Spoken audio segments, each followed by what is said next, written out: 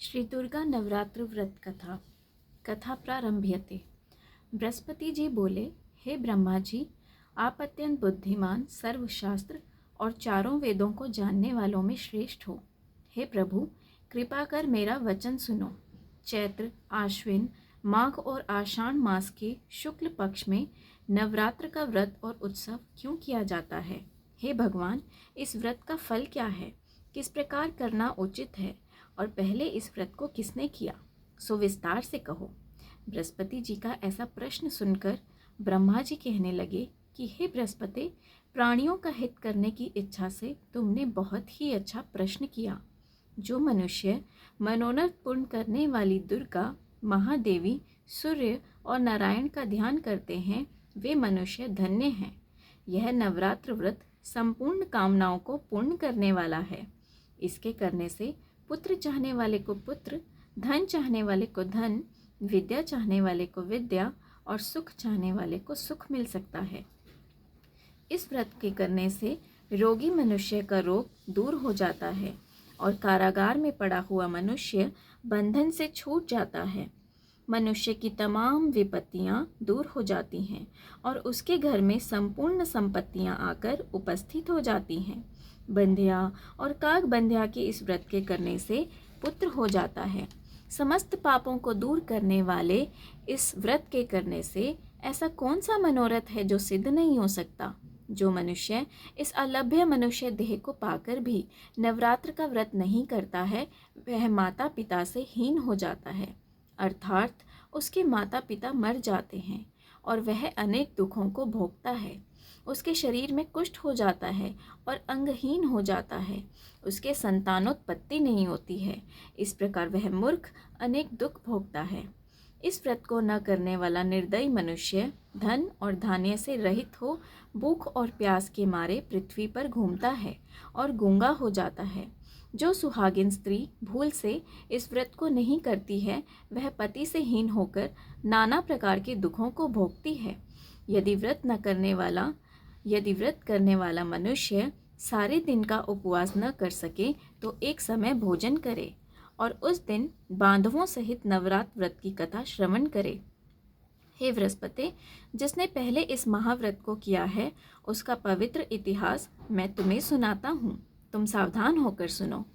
इस प्रकार ब्रह्मा जी के वचन सुनकर बृहस्पति जी बोले, हे ब्राह्मण, मनुष्यों का कल्याण करने वाले इस व्रत के इतिहास को मेरे लिए कहो। मैं सावधान होकर सुन रहा हूँ। आपकी शरण आए हुए मुझ पर कृपा करो। ब्रह्मा जी बोले, पीठत नाम के मनोहर नगर में एक अनाथ नाम का ब्राह्मण रहता था। वह भगवती दुर्गा का भक्त था।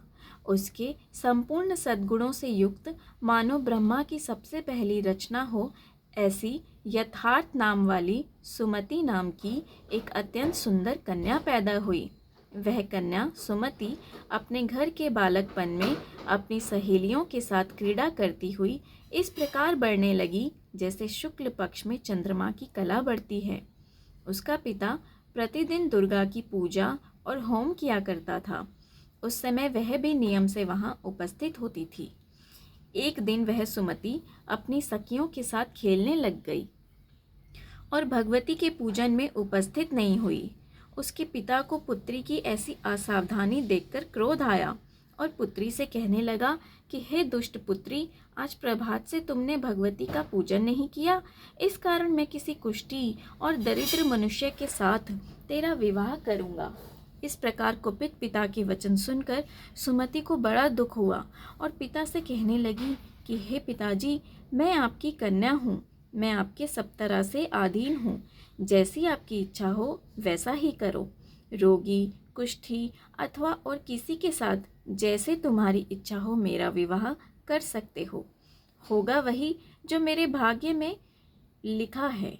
मेरा तो इस पर पूर्ण विश्वास है।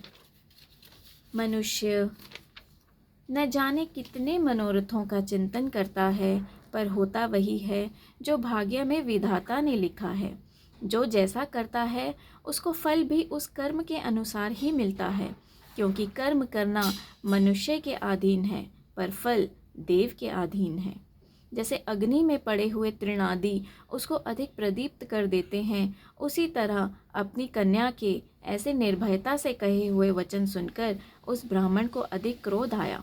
तब उसने अपनी कन्या का एक कुष्ठी के साथ विवाह कर दिया और अत्यंत क्रुद्ध होकर पुत्री से कहने लगा कि जाओ जाओ, जल्दी जाओ और अपने कर्म का फल भोगो, देखें केवल भाग्य भरोसे पर रहकर क्या करती है।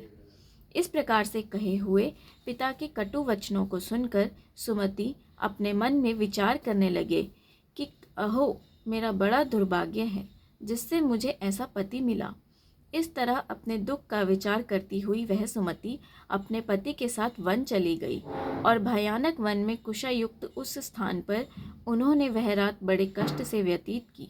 उस गरीब बालिका की ऐसी दशा देखकर भगवती पूर्व पुण्य के प्रभाव से प्रकट होकर सुमति से कहने लगी कि हे दीन ब्राह्मणी, मैं तुम पर प्रसन्न हूँ, तुम जो चाहो वरदान मांग सकती हो, मैं प्रसन्न होने पर मनवांछित फल देने वाली हूँ। इस प्रकार भगवती दुर्गा का वचन सुनकर ब्राह्मणी कहने लगी कि आप कौन हैं जो मुझ पर प्रसन्न हुई हो, यह सब मेरे लिए कहो और अपनी कृपा दृष्टि से मुझ दीन दासी को कृतार्थ करो।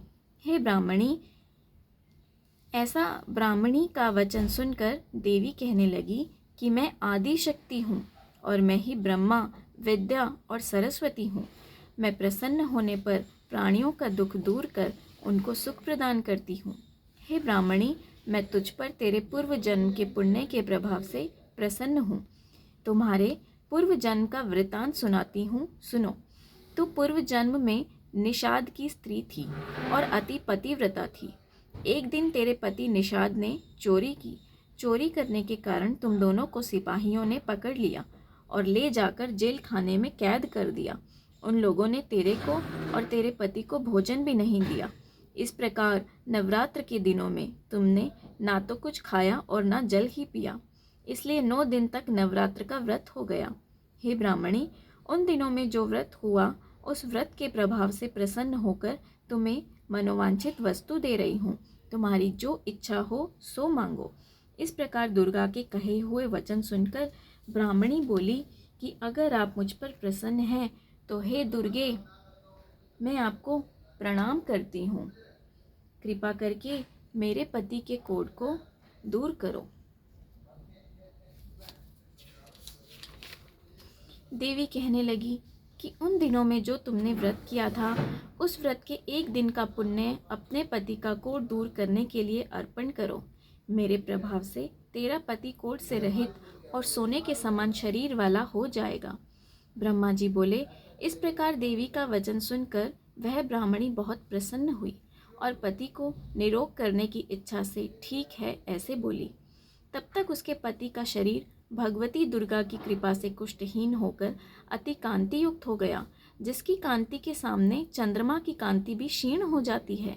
वह ब्राह्मणी पति की मनोहर देह को देखकर देवी को अति पराक्रमी वाली समझकर स्तुति करने लगी कि हे दुर्गे, आप दुर्गत को दूर करने वाली, तीनों जगत का संताप हरने वाली, समस्त दुखों को दूर करने वाली, रोगी मनुष्य को निरोग करने वाली, प्रसन्न होने पर मनवांछित वस्तु को देने वाली और दुष्ट मनुष्य का नाश करने वाली हो।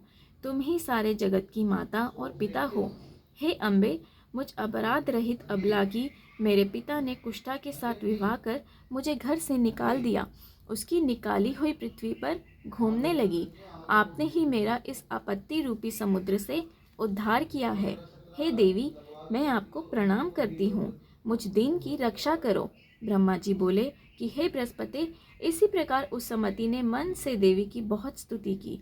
उसकी की हुई स्तुति सुनकर देवी को बहुत संतोष हुआ और ब्राह्मणी से कहने लगी कि हे ब्राह्मणी, उदालय नाम का एक अति बुद्धिमान, धनवान, कीर्तिवान और जितेंद्रिय पुत्र शीघ्र ही होगा।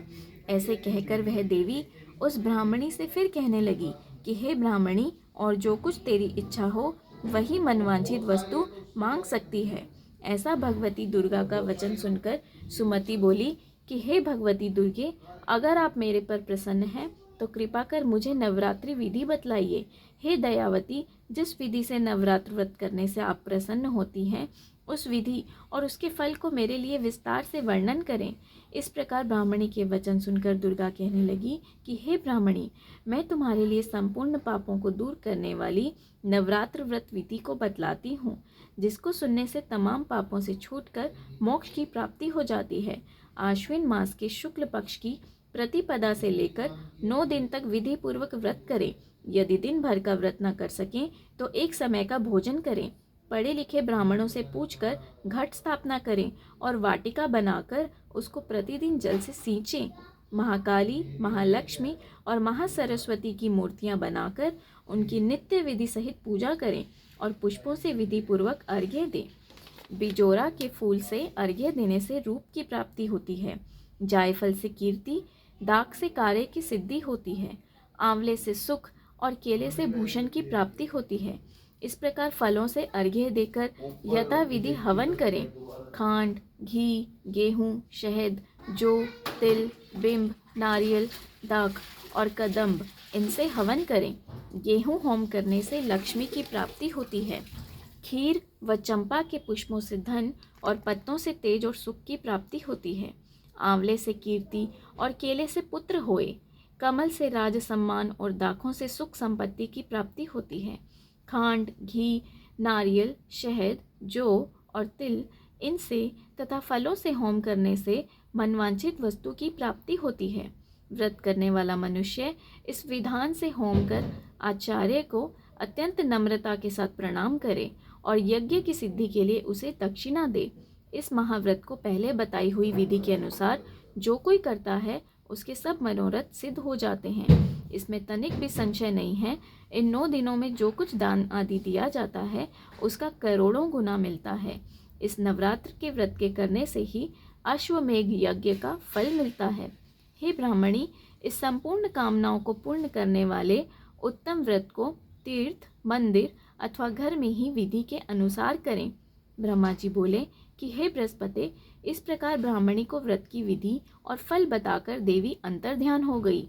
जो मनुष्य या स्त्री इस व्रत को भक्ति पूर्वक करता है वह इस लोक में सुख पाकर अंत में दुर्लभ मोक्ष को प्राप्त होता है। हे बृहस्पति, यह दुर्लभ व्रत का महात्म्य मैंने तुम्हारे लिए बतलाया है।